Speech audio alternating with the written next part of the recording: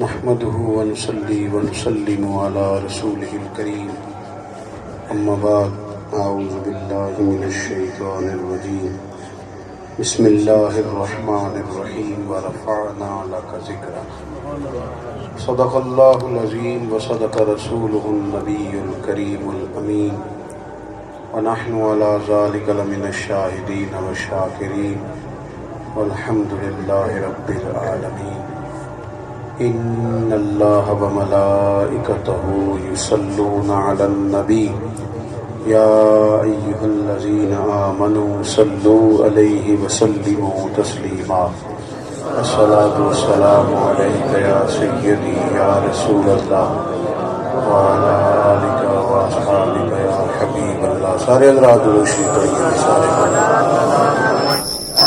الصلاة والسلام عليك يا سيدي يا نبي الله وعلى آلك وأصحابك يا حبيب الله حمد و صلاۃ کے بعد دنیا میں سب سے زیادہ نعتیں نبی پاک علیہ السلام کی لکھی گئی. دنیا کے اندر سب سے زیادہ سیرت کی کتابیں نبی پاک علیہ السلام کی لکھی گئیں. سب سے زیادہ تعریفیں حضور کے صحابہ کی گئیں. سب سے زیادہ منقبت نبی پاک کی اولاد پاک کی پڑھی گئی. سب سے زیادہ تعریف حضور کے شہر مبارک کی گئی. سب سے زیادہ تذکرے رسول پاک کی ذات گرامی کے کیے گئے. اور یہ تذکرہ ایسا ہے جو ختم اس لیے نہیں ہو سکتا کہ رب فرماتا ہے وَرَفَعْنَا لَكَ ذِكْرَكَ، محبوب ہم نے آپ کے لیے آپ کے ذکر کو بلندیاں عطا فرما دی.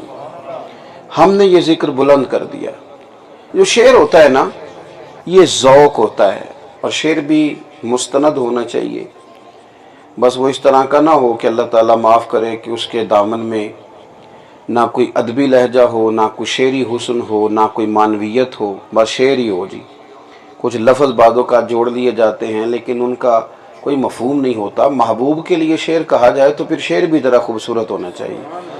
لیکن شرط یہ ہے کہ شعر کہنے والا ایسا شخص ہو جو اس کے رموز سے تھوڑا سا آگاہ ہو. میں نے ایک نعت شریف کچھ دن پہلے پڑھی کسی کی، مجھے ذرا اچھی لگی، میں نے کہا میں آپ کو سناؤں. کسی نے بڑے اچھے فکرے کہے ہیں. اس نے کہا ہے کبھی درود پہن کر کبھی سلام کے ساتھ، ہوا بھی جاتی ہے طیبہ میں پر احترام کے ساتھ. کبھی درود پہن کر کبھی سلام کے ساتھ، ہوا بھی جاتی ہے طیبہ میں مگر احترام کے ساتھ. یہ ایک بات ہی کافی ہے اپنی بخشش کو، یہ ایک بات ہی کافی ہے اپنی بخشش کو، ہمارا نام جڑا ہے نبی کے نام کے ساتھ. نبی کریم کا امتی ہمیں کہا جاتا ہے، حضور کے غلام کہلاتے ہیں. یہ ایک بات ہی کافی ہے اپنی بخشش کو کہ ہمارا نام جڑا ہے نبی کے نام کے ساتھ. اب اس میں کون سی بدعت ہے مجھ کو سمجھاؤ، اب اس میں کون سی بدعت ہے مجھ کو سمجھاؤ. درود بھیج دیا ہے اگر سلام کے ساتھ، درود بھیج دیا ہے اگر سلام کے ساتھ. اور جو بات اس نے کہی حاصل کلام وہ حد کر دی. کہنے لگے گناہ گارو نہ گھبراؤ، بس ان کو یاد کرو، حضور کا ذکر کرو، نبی پاک کے تذکرے کرو، حضور کی محفل سجاؤ. گناہ گارو نہ گھبراؤ بس ان کو یاد کرو، حضور ہوں گے سرے حشر ہم تمام کے ساتھ. حضور ہوں گے سرے حشر ہم تمام کے ساتھ. عزیز دوستو، نبی پاک علیہ الصلوۃ والسلام کا ذکر پاک، حضور کی باتیں، نبی پاک کا تذکرہ، یہ بہت زیادہ ضروری ہے امت کے لیے. ہم بہت ساری باتیں کرتے ہیں، اگرچہ قدرت کی تقسیم یہ ہے کہ اللہ نے کان دو دیے ہیں اور زبان ایک دی ہے. مطلب اس کا یہ بنتا ہے کہ ڈبل سننا چاہیے اور سنگل بولنا چاہیے. اس کے باوجود بھی کچھ لوگ بڑا بولتے ہیں اور پھر یہ ہے کہ کان پر کوئی پہرا نہیں، اللہ تعالیٰ نے زبان پر پہرے بٹھائے ہیں، 32 دانتوں کا پہرا لگایا ہے، آگے 2 ہونٹ لگائے ہیں کہ ذرا اسے باہر نکالنا تو سوچ سمجھ کے نکالنا، لیکن لوگ اس معاملے میں احتیاط نہیں کرتے، بولتے ہیں تو بولتے ہی جاتے ہیں، بے موقع بھی بولتے ہیں، بے محل بھی بولتے ہیں، بے سوچے سمجھے بھی بولتے ہیں، بغیر تحقیق کے بھی بولتے ہیں، پوری بات کا پتہ بھی نہیں ہوتا پھر بھی بولتے ہیں۔ تو اگر کسی نے بولنا ہی ہے اور بولتے ہی رہنا ہے تو بہتر نہیں وہ حضور کی نعت بیان کرے، وہ نبی پاک کا ذکر خیر کرے، وہ حضور کا تذکرہ کرے، نبی پاک کے حسن و جمال کی بات کرے۔ جب اس نے بولنا ہی ہے تو وہ بولے کہ جو بولتا جائے تو اس کے نامہ اعمال میں خیر لکھی جائے، جو بات کرتا جائے تو وہ بات بھی قیامت کے دن اس کے لیے میزان عمل میں نیکی بن کے تولی جائے۔ اگر بولنا ہی ہے تو پھر کیوں نہ وہ حضور کی بات بولے۔ ایک بات تو یہ، دوسری بات یہ ہے کہ جب ہم بولتے ہیں نا کچھ جملے تو ہماری بات دوسروں پر بھی اثر کرتی ہے اور ہمارے اپنے اوپر بھی اثر کرتی ہے۔ یہ مت سمجھے کہ ہماری گفتگو کا اثر دوسروں پر ہی صرف ہوتا ہے، ہماری اپنی ذات بھی اس کا اثر لیتی ہے۔ آپ نے کبھی غور کیا ہوگا کہ جب کوئی بندہ کوئی خوشی والی بات سنانے لگتا ہے، کوئی لطیفہ سنانے لگتا ہے، کوئی مزاح والی بات کرنے لگتا ہے، کوئی ایسی بات کرنے لگتا ہے جس میں وہ ہنس پڑے گا یا سامنے والا سن کے ہنس پڑے گا، تو وہ بات ابھی وہ سنائی نہیں اس نے، وہ صرف یاد آئی ہے اسے کہ میں سناتا ہوں، تو یاد آنے پر ہی وہ ہنس پڑتا ہے اور اتنا ہنستا ہے کہ لوٹ پوٹ ہو جاتا ہے، ابھی اس نے کہیں نہیں سنائی نہیں، ابھی اس کے ذہن میں ہے۔ اور اسی طریقے سے اگر کوئی شخص ایسی بات کرنے لگے جو غم والی ہے، جو دکھ والی ہے، جو کرب والی، جس میں کسی تکلیف کا اظہار ہے، تو ابھی پوری طرح بندہ وہ بات بیان نہیں کرتا، کرنے سے پہلے رو پڑتا ہے اور اسے تسلی دینی پڑتی ہے، تشفی دینی پڑتی ہے، کہنا پڑتا ہے یار حوصلہ کر، بات تو بتا، لیکن ابھی اس نے بتائی نہیں، یاد کی ہے۔ معنی کیا ہے؟ خوشی والی بات کرنے سے پہلے ہنس پڑا ہے، رونے والی بات سے پہلے رو پڑا ہے۔ مطلب یہ ہے کہ ہماری باتوں کا اثر صرف سامنے والے پہ نہیں ہوتا، ہمارے اپنے اوپر بھی ہوتا ہے۔ یہ چونکہ ہمارے اوپر اثر ہوتا ہے ہماری باتوں کا، لہذا بہتر نہیں ہم حضور کی سیرت پاک کی بات کریں، ہم اپنے نبی پاک علیہ السلام کے ہمیشہ سچ بولنے کی بات کریں، ہم حضور کی صداقت کی بات کریں، دیانت کی بات کریں، صادق اور امین ہونے کی بات کریں۔ نبی پاک صلی اللہ تعالی علیہ وسلم نے جو ہمیں طہارت کا سبق پڑھایا ہے کہ تمہاری سوچیں بھی صاف ہوں، تمہارا ذہن بھی صاف ہو، تمہارا رزق بھی پاک ہو، تمہارے افکار و خیالات بھی پاک ہوں، ہم جب حضور کی باتیں کریں گے تو باتیں ہمارے اوپر اثر کریں گی۔ جو تذکرہ ہم رسول پاک کا کرتے جائیں گے، خدا کے فضل سے اللہ تعالیٰ اس طرح کی توفیقات ہمیں بھی عطا فرمائے گا۔ اگر ہم چاہتے ہیں کہ سوسائٹی کے اندر وہ چلن عام ہو جو سیرت ہمیں دیتی ہے، جو حضور کے نقش پا سے ہمیں ملتا ہے، تو پھر ہمیں خود حضور کا ذکر کرنا چاہیے اور بار بار کرنا چاہیے۔ اور تیسری بات، بعض لوگوں کا بندہ ذکر اس لیے بھی زیادہ کرتا ہے کہ وہ محسوس کرتا ہے کہ میرا میں نہیں اس کا ذکر کرتا، وہ بھی میرا بڑا کرتا ہے۔ لوگ کہتے ہیں محبت کا جواب محبت سے دینا ہے، پیار کا جواب پیار سے دینا ہے، تحفے کا جواب تحفے سے دینا ہے۔ وہ فلاں آدمی جناب میرا تذکرہ بڑا کرتا ہے، وہ میرا کرتا ہے تو پھر وہ مجھے دعوت دیتا ہے، پھر میں اسے دعوت دیتا ہوں، اس کے میرے بارے میں جذبات بڑے خیر کے ہیں تو میرے دل میں بھی اس کے لیے بڑی کشادگی ہے۔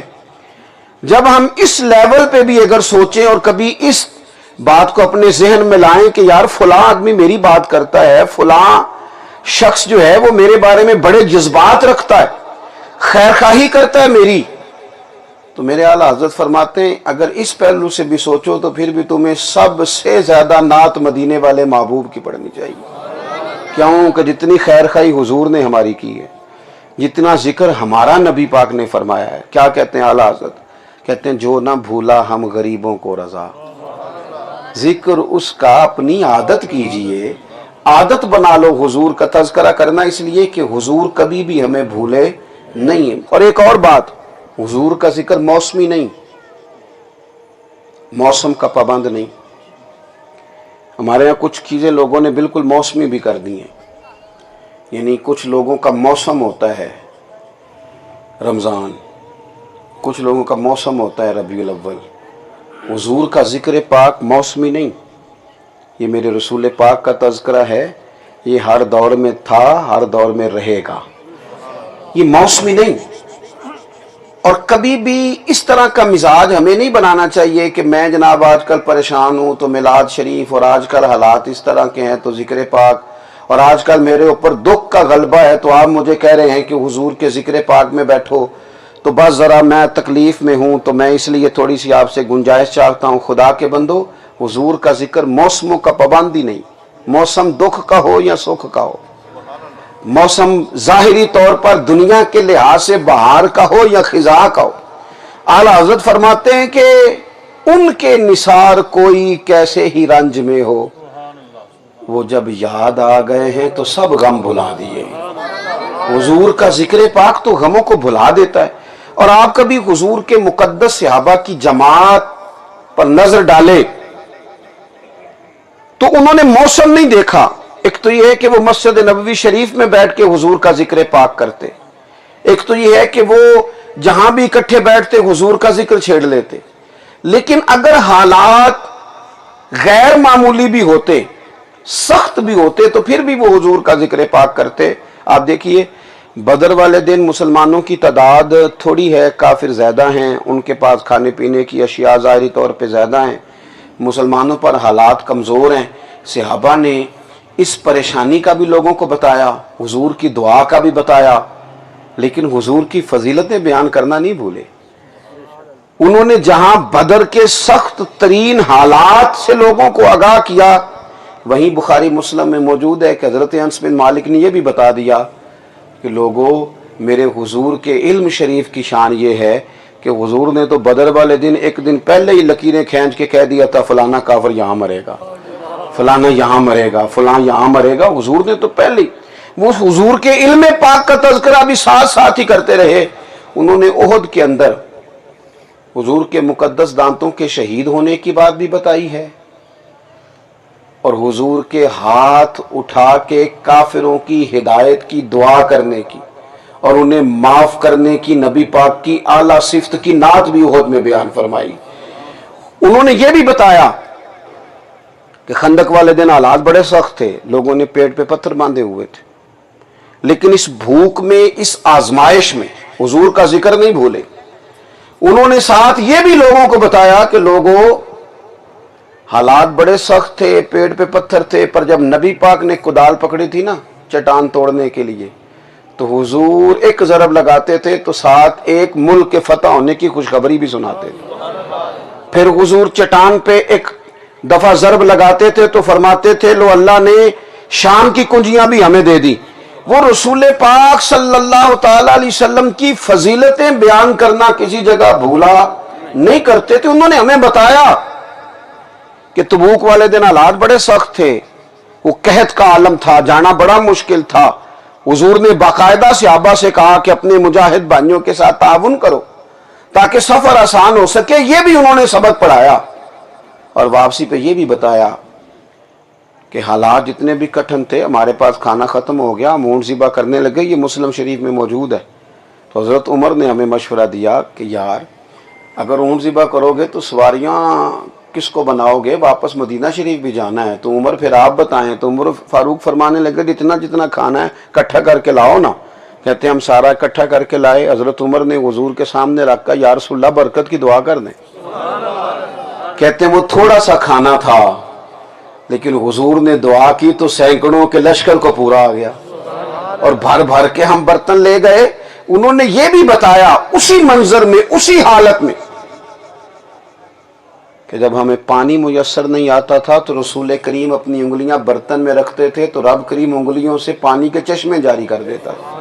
हर हाल में जिक्र मुस्तफ़ा, हर हाल में हुजूर की फजीलत की बातें, हर जगह अजमत महबूब की बातें। हमारा ये मसला है कि एक दुख होता है जिंदगी में, एक उसकी वजह से हम बाकी सारी खुशियों का भी बेड़ा गर्क कर लेते हैं, उसी को तारी रखते हैं।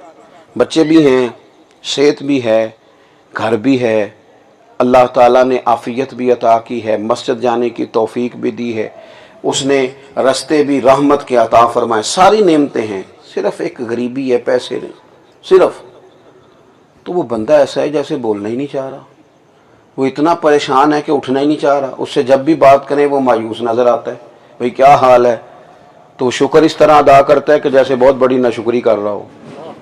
وہ کہتا ہے جی بس جی اللہ کا شکر ہے جی. بھئی یہ جو آپ نے شکر ادا کیا یہ شکر کوئی نہیں، یہ تو بڑا سخت شکوہ آپ نے کیا. کا لہجہ بتا رہا ہے کہ آپ شاکی ہیں. بھئی ہر چیز تیرے پاس موجود ہے، ایک نعمت ہی نہیں نا بظاہر، اور اس پر تو نے ساری خوشیاں جو ہیں وہ تو نے ختم کر دی. میرے رسول پاک نے ہمیں یہ سبق پڑھایا ہے کہ خوشی خوشی ہوتی ہے اور وہ بندے کے اندر ہوتی ہے. صحابہ فرماتے اتنے دکھ بھی ہم نے کسی کو آتے نہیں دیکھے جتنے حضور پر آئے، پر اتنا مسکراتے بھی کسی کو نہیں دیکھا جتنا مدینے والے محبوب مسکرایا کر. تو تصور اس طرح کا ہونا چاہیے، حضور کے ذکر پاک کی مجالس کا ذوق ہونا چاہیے. اس بات کا ایک دوسرا پہلو بھی ہے، ذکر کی دو قسمیں ہوتی ہیں، تذکروں کی دو قسمیں ہوتی ہیں، کسی شخص کے بات کرنے کی دو اقسام ہوتی ہیں. ایک ہوتا ہے کہ جناب تذکرہ کرنا ہے، وہ آسانی سے بھی کرنا ہے، وہ مشکل سے بھی کرنا ہے. اور ایک یہ ہوتا ہے کہ آپ چھیڑ دیں تو سامنے والا کہتا ہے یار تھوڑا اور سنو، تھوڑا اور سن، کیونکہ اسے نا ذوق آ رہا ہوتا ہے، اسے لطف آ رہا ہوتا ہے. ایک ہے حضور کا ذکر پاک کس طرح کرنا کہ وہ میری ذمہ داری ہے، وہ میری ڈیوٹی ہے، اب میں آیا ہوں، اب میں نے کرنا ہے، معاذ اللہ یہ مجھے فلاں نے فرمائشی پروگرام دے دیا تو میں نے کرنا ہے، یا چونکہ ساری دنیا گھر میں میلاد کر رہی ہے تو اب میں نہیں کروں گا تو کیا ہوگا. ایک یہ مزاج ہے. یہ برکتیں اس سے بھی حاصل ہوتی ہیں، انکار نہیں، لیکن اس میں ذوق نہیں، اس میں درد نہیں، اس میں شوق نہیں. ایک ہوتا ہے کوئی بندہ اپنا کام کرتا ہے تو کام کو بوجھ بنا کے کرتا ہے. ایک وہ بندہ ہوتا ہے کہ اس کا کام اس کا شوق بن جاتا ہے، اسے لطف آنے لگتا ہے. کام وہی ہوتا ہے لیکن وہ کام انسان کو پھر تھکنے نہیں دیتا، روح کو تازہ رکھتا ہے. نبی کریم علیہ السلام کے صحابہ جب حضور کا ذکر پاک کرتے تھے نا تو ان میں ذوق چھلکتا تھا، ذوق. حضرت صدیق اکبر تاجر ہیں اور مالدار ہیں اور سردار ہیں اپنے قبیلے کے، انہوں نے کلمہ پڑھ لیا، مسلمان ہو گئے. اب یہ خبر بڑی انوکھی تھی، اس لیے کہ اتنا بڑا آدمی مسلمان ہو گیا. ان کے جو تاجر دوست تھے وہ پریشان ہو گئے، اور وہ دوست کون کون سے تھے؟ حضرت عثمان غنی، حضرت طلحہ بن عبید اللہ، حضرت زبیر بن عوام، حضرت سعید بن زید علیہم رضوان. یہ سارے بعد میں عشرہ مبشرہ کی جماعت میں شامل ہوئے. یہ تاجر کہتے ہیں سارے کہ ہمیں پتہ چلا ابو بکر کلمہ پڑھ گئے ہیں تو ہم تو صرف تصدیق کرنے گئے، سلام لی، چائے پانی آ گیا تو ہم نے کہا ابو بکر یار خبر پھیلی ہوئی ہے کہ آپ مسلمان ہو گئے. تو کہتے ہیں اس کا جواب بڑا سادہ تھا، ہاں اور نہ میں دے دیتے، لیکن ابو بکر صدیق نے ہمیں بٹھا لیا اور پھر انہوں نے اس رنگ میں حضور کی باتیں کی، اس ترتیب سے میرے کریم کا ذکر کیا. آنا میرے دل آمنہ کے لال کی باتیں کریں. کہتے ہیں ان کی کیفیات، کبھی وہ رو پڑے، کبھی ان کی آنکھیں چمک پڑے، کبھی حضور کے اخلاق کی بات، کبھی کردار کی بات، کبھی قرآن مجید کی مبین آیات کی بات، کبھی حضور کی کھلی سیرت کی بات. اس طرح سے انہوں نے کیا ہم ایک دوسرے کا چہرہ دیکھنے لگے. پھر آنکھوں میں ہم نے فیصلہ کیا کہ ابو بکر یار چل ہمیں بھی لے چل، ہم بھی حضور کا کلمہ پڑھنا چاہتے ہیں. پتہ کیا بات ہے، کچھ چیزیں بندے پہ طاری ہوتی ہیں، جب تک وہ طاری نہ ہو مزہ نہیں دیتی، سرور نہیں آتا، کیف نہیں آتا. میں ایک بہت بڑے زبردست عالم ایک دفعہ ملاقات کا موقع ملا، اور صحیح زبردست آدمی تھے. تو ہم نے ان سے عرض کی کہ حضور آج آپ کی تقریر سننے آئے ہیں. انہوں نے محفل میں مجمع میں کھڑے ہو کے لوگوں سے کہا آج میری طبیعت نہیں لگ رہی، میں جب تک میرا پورا دل نہ لگے میں حضور کا ذکر نہیں چھیڑا کرتا. میرے اوپر کچھ بوجھ ہے، میری قلبی کیفیت کچھ اور ہے. میرے جذبات کو ذرا وضو کر لینے دو، ذرا میرے خیالات کو دھل لینے دو، ذرا میرے تصورات پر کسی پریشانی نے بوجھ ڈالا ہے ذرا اتر لینے دو، مجھے تھوڑا موقع دو. پھر میں نے دیکھا کہ انہوں نے وضو کیا، 2 نفل پڑھے، کچھ دیر درود شریف پڑھا.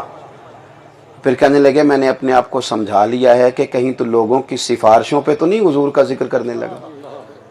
میں نے اپنے شیخ کو دیکھا، منبر کی طرف آ رہے تھے، تھوڑی دیر رک گئے، اور کئی دفعہ دیکھا جمعے کے وقت آتے، اب نعرے لگ رہے ہیں، لوگ جمع ہیں، آپ رک جائیں گے تو تھوڑی مشکل ہوتی ہے، تو رک جاتے۔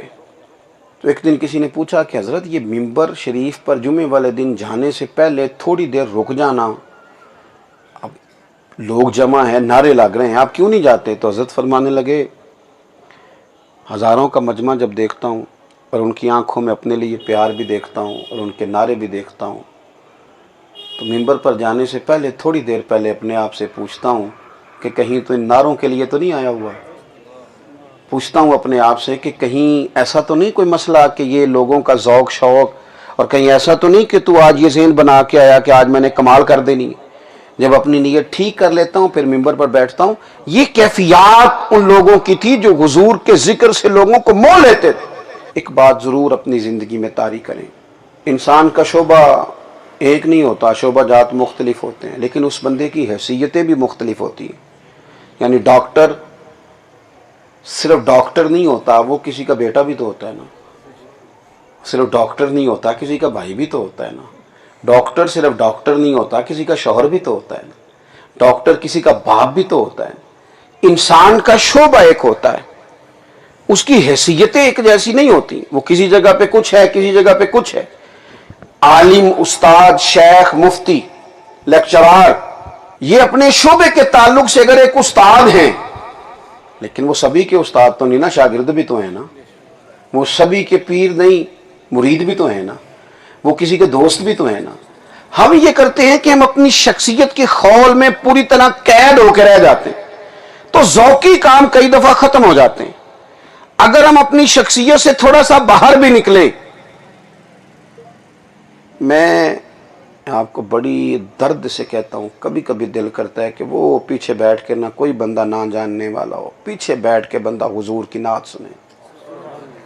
یار جب مطلب کبھی آنسو نکل آئے نا، کبھی آنسو، تو لوگ وہ بھی سوشل میڈیا پہ ڈال دیتے ہیں کہ پیر صاحب تو رو پڑے، اور یار یہ تو پیر صاحب اپنی معافی کرا رہے تھے، ہو لینے دو، ہو لینے دو، اسے بھی فاس سیل کر دیا ہے۔ کبھی بندہ پیچھے بیٹھے، اگر کیفیت ایک جیسی رہے نا ہمیشہ، تو پھر بندے میں خشکی آ جاتی ہے۔ دیکھیں نا، اگر دولت کے بل بوتے پہ ہی کوئی بندہ سارا کچھ تولنا شروع کر دے تو پھر تو وہ شادیاں بھی تجارت ہیں، ملاقاتیں بھی تجارت ہیں، وہ تو ہر جگہ بزنس سیدھا کرتا ہے۔ ہمارے بزرگوں کا طریقہ یہ رہا کہ وہ کچھ بھی تھے، وہ کچھ بھی تعارف رکھتے تھے، لیکن وہ اپنا تعارف حضور کے ساتھ وابستہ کر کے خوش ہوتے تھے، حضور کے غلام کہلا کے راضی ہوتے تھے۔ اعلیٰ حضرت فلسفی بھی ہیں، اعلیٰ حضرت بریلوی رحمۃ اللہ علیہ مفسر بھی ہیں، اعلیٰ حضرت محدث بھی ہیں، اعلیٰ حضرت رحمۃ اللہ علیہ ایک بہترین سائنسدان ہیں، اعلیٰ حضرت محدث بریلوی شیخ طریقت ہیں، اعلیٰ حضرت کی کتابیں آپ پڑھیں گے تو مختلف فنون پر آپ نے لکھا ہے، آپ ایک زبردست مفتی بھی ہیں، لیکن یہ سارے تعارف وہ چھوڑ دیتے تھے۔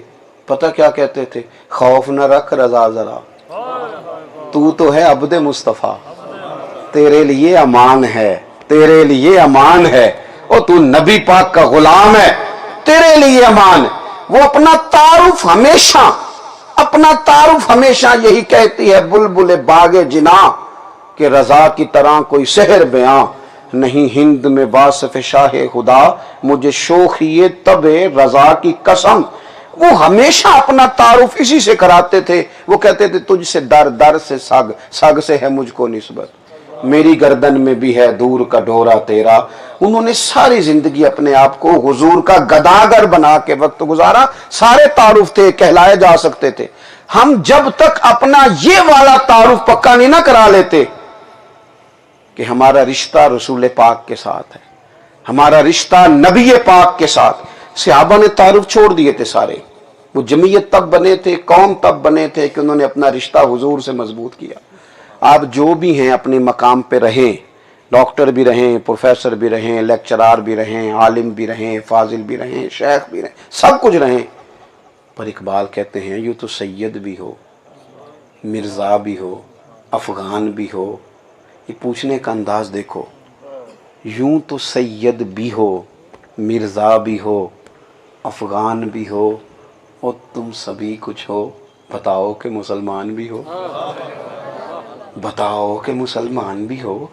تمہارا یہ والا تعارف کدھر گیا، یہ والا تمہارا تعارف کدھر گیا؟ میں بڑی پہلے کی بات ہے، تو میں ایک دفعہ گزر رہا تھا ایک محفل سے، ہم لوگ باہر نکلے تو میں گاڑی میں جاتے ذرا اکیلا ہی تھا، ہم تھوڑا سا آگے میں بڑھا تو ایک صاحب نے پیچھے سے آواز دی، کہنے لگا او ملاد والے جا رہے جی، ملا دیے۔ تو ہر روز غصہ نہیں کرنا چاہیے، کبھی کبھی مزہ بھی لینا چاہیے۔ میں انہوں آکھیا، میں کہ یار ایک کاری پھر آکھی، کہندہ ملا دیے جا رہے ہیں، میں کہ یار پھر آخ مزہ بڑا آ رہا ہے۔ وہ کہنے لگا نہیں وہ مولوی صاحب آپ نے سن لیا ہے، میں نے تو میں کہ نہیں تو یار تو پاویں جڈا مرضی کوڑا کر کے آخ، جدو مینوں جو مزہ آ رہا ہے تو ایک کاری اور آخنا، مزہ تے لین دینا گل دا۔ اس آخیا ملا دیے جا رہے ہیں، میں کہ ویکھنا تو میرا تعارف بھلا کی کرایا، تو تعارف میرا بھلا کی کرایا، یعنی تو نے کوئی یہ تو نہیں کہا کہ یہ فلانے ایم پی اے کا چاپلوس ہے، یہ تو نہیں تو نے کہا کہ یہ فلانے ایم ایل اے کے گھر کے چکر پھیرے لگاتا ہے، یہ تو نہیں نہ کہا کہ وزیر کے ہاں آتا جاتا ہے، یہ تو نہیں کہا کہ فلان جگہ میں بیٹھا دیکھتا ہوں، یہ تو نہیں کہا فلانے کے قصیدے لکھتا ہے، تو نے مجھے کہا یہ حضور کا ملاد پڑھتا ہے۔ یہ نالوں تگڑا تے تانا ہو رہا ہے ہی کوئی نہیں۔ جے کا یار دے نام دا ملے مینا، انہوں چولی پا لئیے پنجے سٹیے نا، جے کر یار دے نام دی ملے سولی، چوٹا چوٹ لئیے پشانٹیے نا۔ اور یار بڑے تانے دیتے تھے لوگ، بڑی تانے دیتے تھے، پر حضور کے غلام اس کا مزہ لیتے تھے۔ اس کا تو مزہ ہے، ہم نے نہیں کبھی ڈر ڈر کے سیم کے۔ ایک دن مجھے ایک صاحب کہنے لگے، وہ میرے بزرگ فرمایا کرتے تھے مولوی صاحب مرید ہو کے بھی مرید نہیں ہوندے، وہ خلیفہ ہی ہوندے نے، شاگرد ہو کے بھی شاگرد۔ مجھے ایک دن ایک صاحب کہنے لگے سنا ہے آپ کی حضور تاج الشریعہ سے نسبت ہے، میں کہو کچی پکی گل کیوں کرنا ہے، اسی نوکر انہاں دے بچیاں دے بھی، اسی خادم انہاں دی گلی چوں لنگھنے والے جانوراں دے بھی۔ برساتاں وچ میں خانے دی چھت اُتے بہ کے پیتی ہے، میں پہلا واں نہ رنداں تو جن نے کھلی بغاوت کیتی ہے، منافقہ ہار نہ چاہے پار مسلے دا، نہ پڑھی کدے نہ نیتی ہے، اکو یار دی یاد پکائی ہے تے او یاد مکمل کیتی ہے، اکو یار دی یاد پکائی ہے تے پھر او یاد مکمل کیتی ہے۔ میرا تے مورخ وائز دا ایسے ہی تے گل دا جھگڑا ہے، میں آخنا رب ہر تھان تے وے، او آخدا رب مسیتی ہے۔ عزیز دوست، زندگی میں نا انسان کو کچھ چیزیں ذوق سے بھی کرنی چاہیے، کچھ باتیں لطف سے بھی لے لینی چاہیے۔ تو حضور کا ذکر پاک کریں تو اس کی کیفیت ہو، اس کا درد ہو۔ دیکھیں نا اعلیٰ حضرت رحمت اللہ علیہ جو حضور کی نعت پاک لکھتے ہیں نا، تو آج لوگ اس پر پی ایچ ڈی کر رہے ہیں۔ میں ایک دفعہ ایک بڑے پاکستان کے معروف شاعر ہیں، میری ملاقات ہو گئی تو میں نے کہا آپ نے اعلیٰ حضرت کو پڑھا؟ کہنے لگے یار 2 شعر ہی پڑھ کے نا تو میری تو بس ہو گئی۔ میں نے بڑے بڑے شعراء کو دیکھا، شاعر اکثر مبالغہ رائی کر جاتے ہیں، پر اس بندے نے حضور کی محبت میں جو کچھ کہا ہے نا، کوئی حد چھوڑی نہیں، کمال کر دی۔ بعد از خدا بزرگ توئی قصہ مختصر، یہ جو کہہ سکتے تھے نا خدا کے بعد، جنہوں نے محبوب پاک کی عظمت میں وہ کہا، کہنے لگے دیکھو نا کیسا شعر کہا ہے، جس کی 2 بوند ہیں کوثر و سلسبیل، جس کی 2 بوند ہیں کوثر و سلسبیل، 2 بوند، 2 بوند، وہ 2 بوند حضور کے پسینے کی مل جائیں یا لبھائے مبارکہ سے لعاب دہن، صرف 2 بوند، 2 قطرے کوثر و سلسبیل۔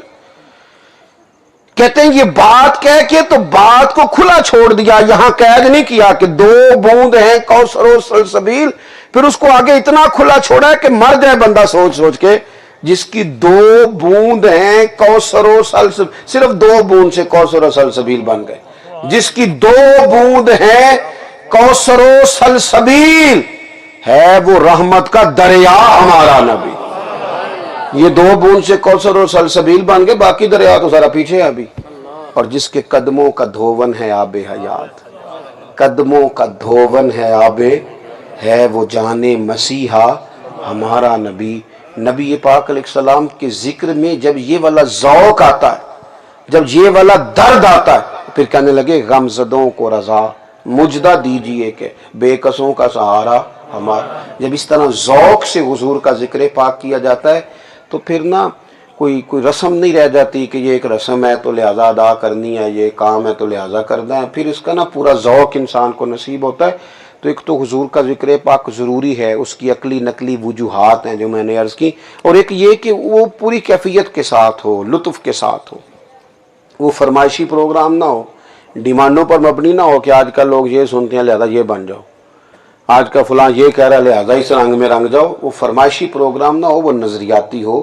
انسان کا قلب، اس کا دل، اس کی روح اور اس کی قلبی واردات اس بات کی گواہی دیتی ہو کہ جو میں کہہ رہا ہوں میں دل سے کہہ رہا ہوں. اللہ تعالیٰ کی بارگاہ میں دعا ہے اللہ تعالیٰ ہمیں سمجھنے کی، عمل کرنے کی توفیق رفیق عطا فرمائے. آخر دعوانا الحمدللہ رب العالمین.